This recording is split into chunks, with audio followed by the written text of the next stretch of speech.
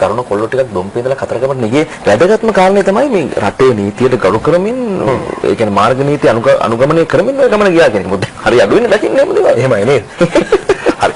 අපත් දැන් අලුත් අවුරුද්දක් එනකොට මේ අවුරුද්ද බාර ගන්න විවිධ රටවල් එක එක විදිහේ ක්‍රම පාවිච්චි කරනවා. ඔය අතර ඔය ගිනි කිලි සම්දර්ශන එහෙම නැත්නම් ෆයර්වර්ක්ස් වලට ලොකු ඉඩක් තියෙනවා. ඩුබායි යහස හැම අවුරුද්දකම දෙසැම්බර් 31 රෑ අලුත් අවුරුද්ද වෙනුවෙන් සම්පූර්ණයෙන්ම වර්ණවත් වෙනවා. මේක ලෝක වාර්තාවක්. කොටිම කිව්වොත් ලෝකෙ කිසිම රටක් නොකරන විදිහේ ගිනි කෙලි අහස පුරා මල්වැඩි බවට පත් වෙමින් පුපුරලා ගිහලා මුළු අහසම වර්ණවත් වෙනවා.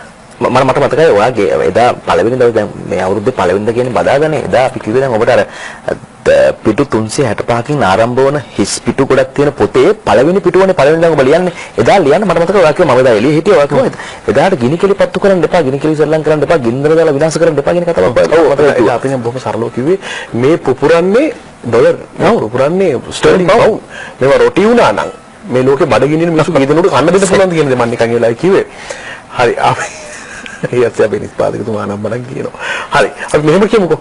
මේ දැන් මේ ඩුබායි අහස වර්ණවත් වෙන්න සහ ඒ විදිහට මුළු අහසම පුපුරවා හරින්න ඕන් කොයිතරම් සූදානම් වෙනවද?